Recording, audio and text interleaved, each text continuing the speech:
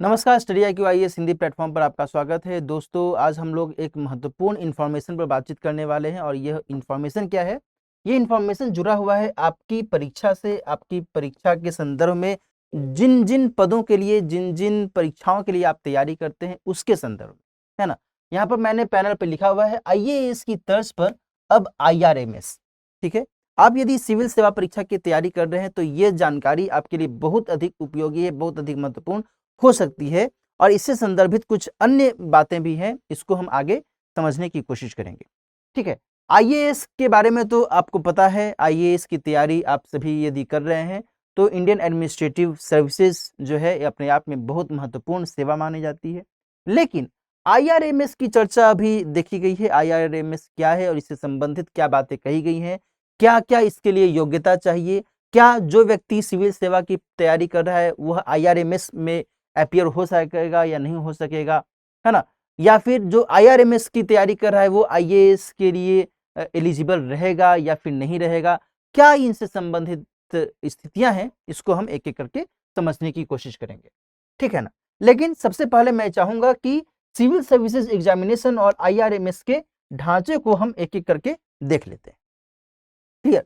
Civil services examination के अंतर्गत ही कई सारी सेवाओं के लिए परीक्षा आयोजित की जाती है, जिसमें IAS, IPS, IFS यानी Indian foreign service, IRS Indian revenue service, कई सारे एग्जामिनेशंस कई सारे पद उसके अंतर्गत निहित होते हैं।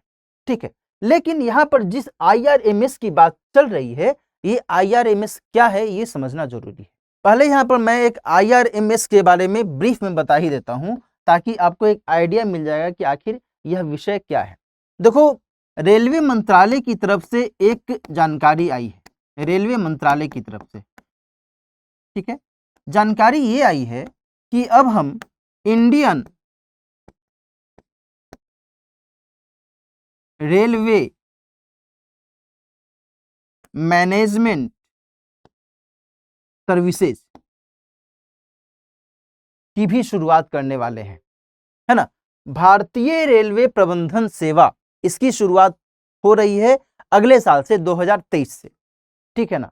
अच्छा, अब यहां पर एक चीज और समझिए कि रेलवे मंत्रालय ने ये जो सर्विसेज की अनाउंसमेंट की बात कही है, इसमें इसने UPSC यानी संघ लोक सेवा आयोग और DOPT यानी कि department of personal and training, कार्मिक और प्रशिक्षण विभाग, इन दोनों के साथ में विचार विमर्श किया और देन फिर इस सर्विसेज के बारे में अपना फाइनलाइजेशन दिया है।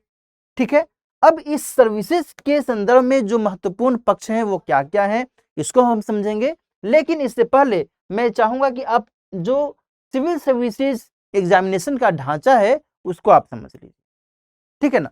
देखो, सिविल सर्विसेज एग्जामिनेशन का ढांचा जब आप समझ लोगे, तब इसके लिए जो ढांचा है उसको भी आप अच्छे से समझ पाओगे। इसके ढांचे को यदि समझें तो इसमें 2 टियर में एग्जाम होता है, प्री, मेंस और इंटरव्यू। क्लियर?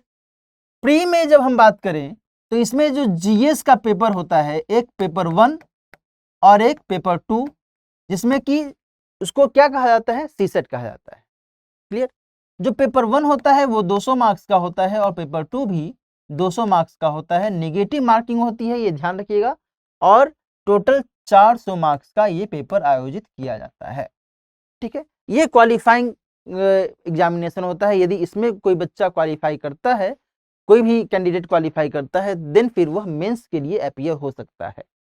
ठीक है, मेंस में जो GS है वो हर एक पेपर 250 मार्क्स का होता है और टोटल कितने पेपर होते हैं, 4 पेपर होते हैं, GS पेपर 1, 2, 3 और 4, और इस तरीके से ये टोटल हो जाता है आपका 1000 मार्क्स।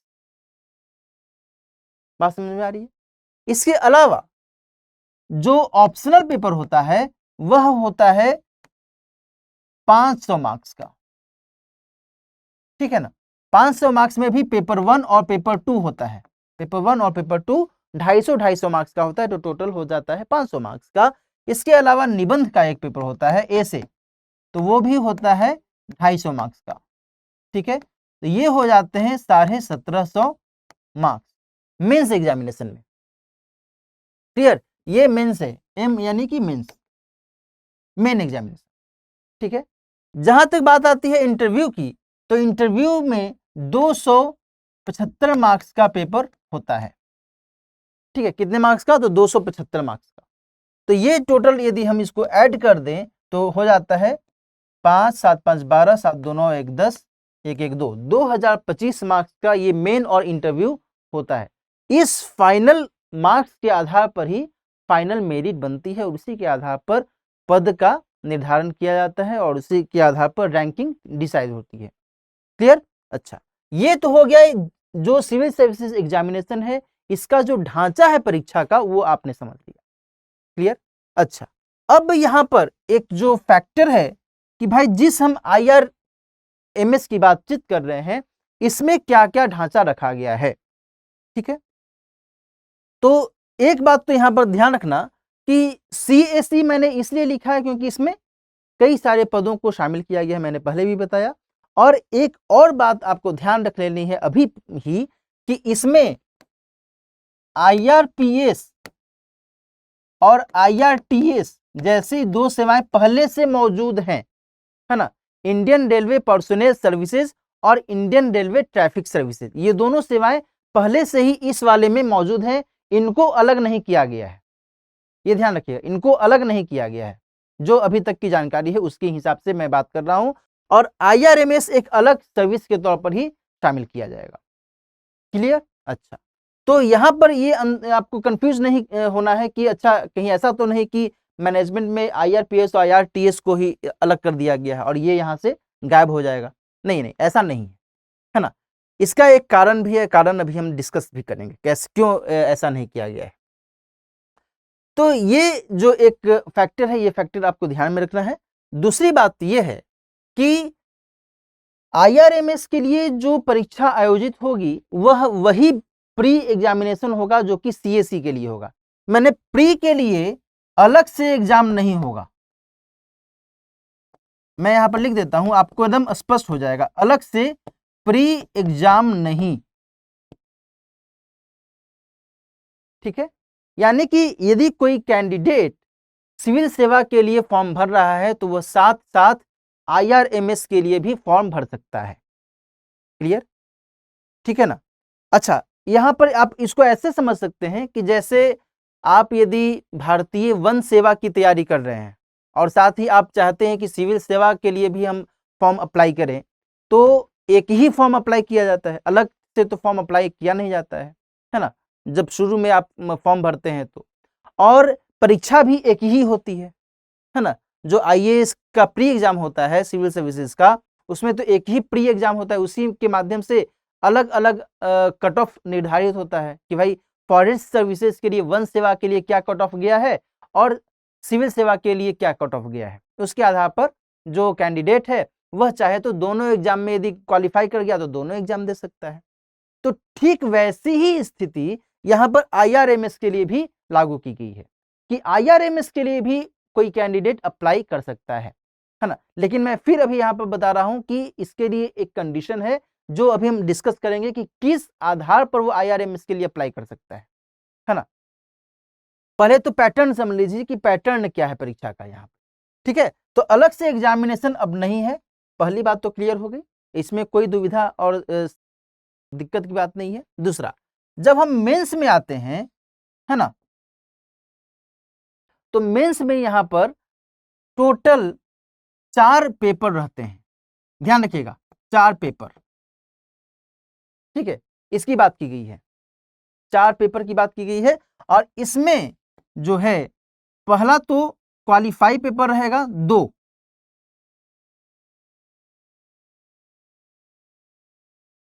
क्वालिफाइंग पेपर 2 रहेगा। ठीक है, और 2 ऑप्शनल सब्जेक्ट का पेपर रहेगा, है ना। ऑप्शनल सब्जेक्ट का 2 पेपर रहेगा।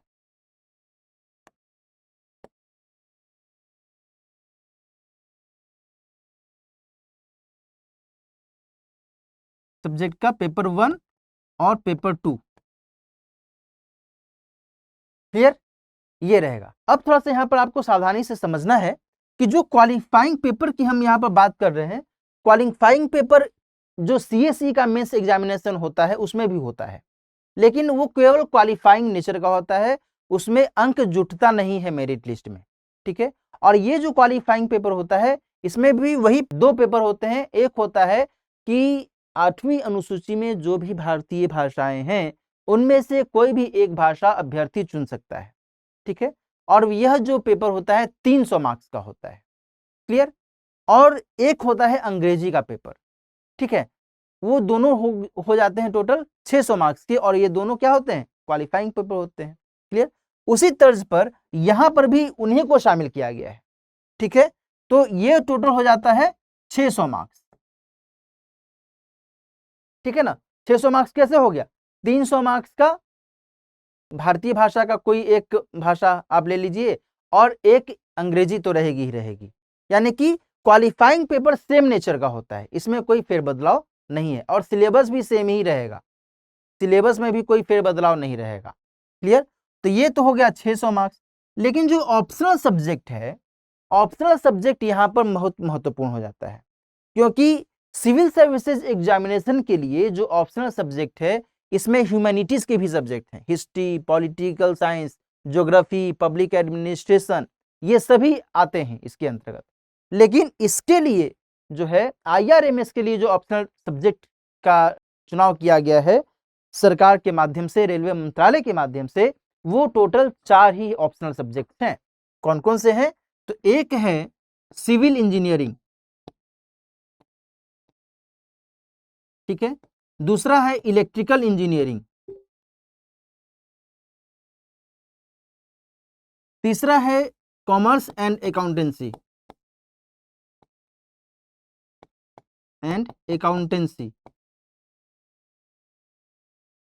और चौथा है मैकेनिकल इंजीनियरिंग,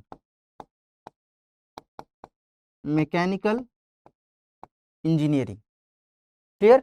यहां पर ध्यान रखना है कि इस वाले में सिविल सर्विसेज एग्जामिनेशन के लिए तो जो ऑप्शनल सब्जेक्ट है वो तो कोई भी आप ले सकते हैं, हिंदी साहित्य भी आप ले सकते हैं, संस्कृत साहित्य भी ले सकते हैं, कुछ भी आप ले सकते हैं, मैथ और केमिस्ट्री फिजिक्स भी आप ले सकते हैं, है ना।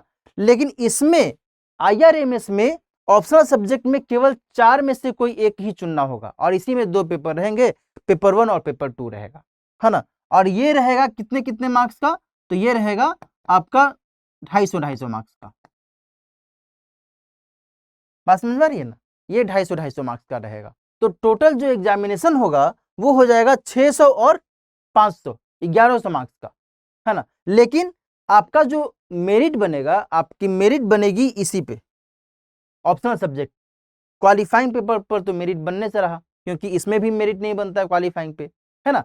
तो यहां ध्यान रखना है कि आईआरएमएस के लिए केवल ऑप्शनल सब्जेक्ट जो है बहुत महत्वपूर्ण हो जाएगा, जो कि इन 4 में से कोई एक ऑप्शनल सब्जेक्ट के तौर पर लेना होगा, ठीक है। कौन कौन सा, फिर से मैं बोल देता हूं, civil engineering, electrical engineering, commerce and accountancy, और चौथा है मैकेनिकल इंजीनियरिंग, ठीक है। ये बातें यहां पर आपको ध्यान में रखनी है। इसके अलावा यहां पर भी इंटरव्यू होगा, और ये जो इंटरव्यू होगा ये 100 मार्क्स का होगा, ठीक है।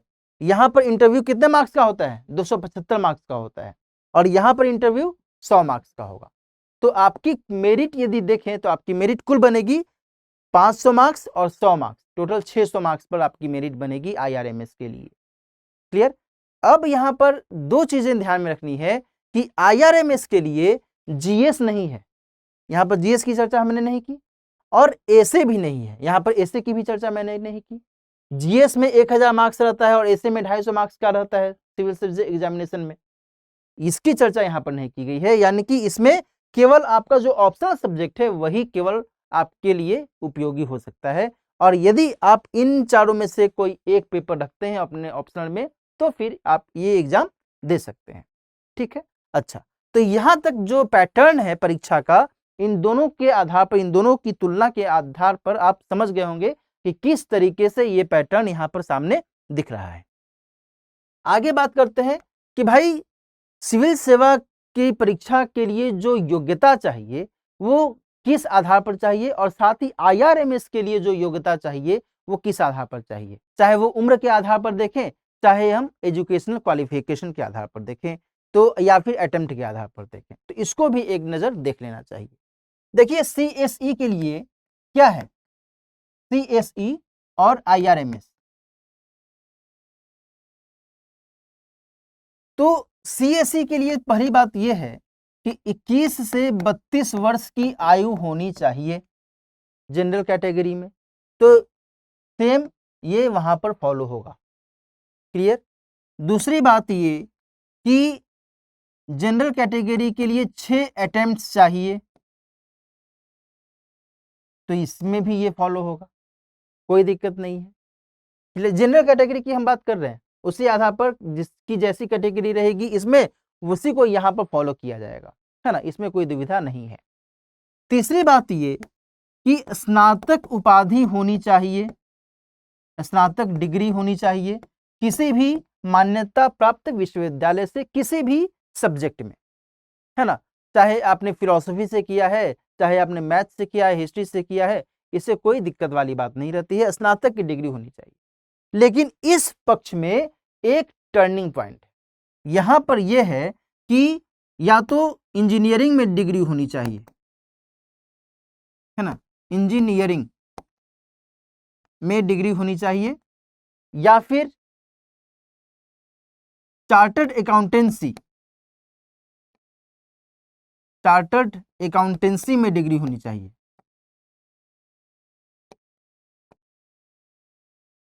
बात समझ आ रही है?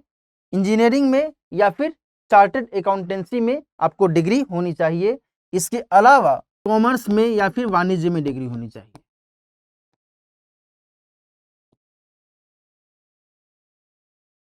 ठीक है ना, तो इंजीनियरिंग, चार्टर्ड अकाउंटेंसी या फिर कॉमर्स यानी वाणिज्य में आपकी डिग्री होनी चाहिए, इनमें से कोई एक। ठीक है ना, तो इसी के आधार पर आप इस परीक्षा में अपीयर हो सकते हैं। क्लियर। तो जो शर्तें हैं आयु के आधार पर, अटेम्प्ट के आधार पर और शैक्षणिक योग्यता के आधार पर, ये इस तरीके से देखनी होंगी। दूसरी बात ये कि एक प्रश्न उठता है कि जो अभ्यर्थी सिविल सेवा के लिए अपीयर होना चाहता है, तो क्या वो इसके लिए भी अपीयर हो सकता है, IRMS के लिए भी अपीयर हो सकता है? तो बिल्कुल हो सकता है, इसमें कोई दिक्कत वाली बात नहीं है। कंबाइंड एग्जाम होगा प्री का, है ना, मैं यहाँ पर फिर से दोहरा दे रहा हूँ कि प्री का जो एग्जाम होगा इनका कंबाइंड ही होगा। जिस तरीके से भारतीय वन सेवा और प्रशासनिक सेवा के लिए कंबाइंड एग्जाम होता है, उसी तरीके से IRMS के लिए भी कंबाइंड एग्जाम वही इसी में होगा। कट ऑफ अलग आधार पर डिसाइड किया जाएगा। दूसरा सवाल यह है कि जो व्यक्ति सिविल सेवा के लिए जो ऑप्शनल सब्जेक्ट चुनता है वही इसके लिए भी चुन सकता है। तो यहाँ पर यही ध्यान रखना है कि ऑप्शनल सब्जेक्ट में 4 ही है ना, उन 4 में से आप यदि सिविल सेवा के लिए भी चुनना चाहते हैं तो कोई दिक्कत वाली बात नहीं है। यानी कि civil engineering, mechanical engineering, electrical engineering और अकाउंटेंसी और कॉमर्स, है ना, कॉमर्स एंड अकाउंटेंसी की बात की गई है ना, तो इन 4 में से कोई भी आप सिविल सेवा के लिए भी चुन सकते हैं। लेकिन इसके लिए तो तय ही है, इन्हीं 4 में से कोई एक चुनना है ना। ऐसा नहीं हो सकता कि आप हिस्ट्री की यहाँ पर चुने और यहाँ पर भी आप हिस्ट्री चुने, यहाँ तो हिस्ट्री ऑप्शनल सब्जेक्ट में है ही नहीं, है कि नहीं। तो इन 4 विषयों में से कोई एक विषय यदि आप सिविल सेवा के लिए भी रखना चाहते हैं तो फिर उसमें कोई दिक्कत वाली बात नहीं है। क्लियर। यहाँ पर बस ये ध्यान रखना होगा कि अलग अलग विषय भी आप चुन सकते हैं, मतलब कि सिविल सेवा के लिए आप हिस्ट्री चुन लीजिए और इसके लिए आप सिविल इंजीनियरिंग चुन लीजिए, है ना, इसके लिए आप इलेक्ट्रिकल इंजीनियरिंग चुन लीजिए, जो भी आप चुनना चाहें। ऐसा भी तो हो सकता है ना कि आप में से कोई अभ्यर्थी इलेक्ट्रिकल इंजीनियर रहा हो या मैकेनिकल इंजीनियर रहा हो या फिर सिविल इंजीनियर रहा हो, तो वो ऐसा भी विकल्प अपना सकता है कि सिविल सेवा के लिए वह हिस्ट्री, ज्योग्राफी, हिंदी लिटरेचर कुछ भी ले ले, कोई दिक्कत नहीं, और इसके लिए अपना वो सब्जेक्ट ले ले जिससे उसने इंजीनियरिंग किया है। यानी कि मैकेनिकल इंजीनियरिंग ले ले या फिर इलेक्ट्रिकल इंजीनियरिंग ले ले या फिर जो भी इन 4 में से कोई भी एक वो ले सकता है ना। तो इस बात का ध्यान रखना होगा, है ना। तो किन्हीं विषयों में यहाँ पर आपको ध्यान रखते हुए ही फॉर्म अप्लाई करना होगा। ठीक है। परीक्षा का जो नोटिफिकेशन रहेगा, परीक्षा का नोटिफिकेशन जिस तरीके से सिविल सर्विस एग्जामिनेशन के लिए फरवरी माह में नोटिफिकेशन आ जाएगा, बस उसी के साथ इसका ऑटोमेटिकली अटैच्ड रहेगा, है ना। परीक्षा जो होगी प्री की 28 मई को होगी। IRMS के लिए भी जाहिर सी बात है, जब मैंने कंबाइंड बोल ही दिया कि एक ही एग्जाम होगा तो उसी दिन इसका भी एग्जामिनेशन हो जाएगा। क्लियर? तो ये बातें यहाँ पर आपके लिए महत्वपूर्ण है और ये जो जानकारी है आप अच्छे से इसको चाहें तो एक बार फिर से पूरे वीडियो को देख लीजिएगा, तो आपको क्लैरिटी के साथ इसको समझने में आसानी हो जाएगी कि आप इस परीक्षा के लिए यदि योग्य हैं तो किन-किन बातों को आपको ध्यान रखना होगा। क्लियर? तो आज की चर्चा हम यहीं पर समाप्त करते हैं। मिलते हैं किसी और कार्यक्रम में, किसी और मुद्दे के साथ। तब तक अपना ख्याल रखिए। All the best. हिंदी में यूपीएससी की तैयारी से संबंधित प्रोग्राम्स को देखने के लिए सब्सक्राइब करें स्टडी IQ IAS हिंदी।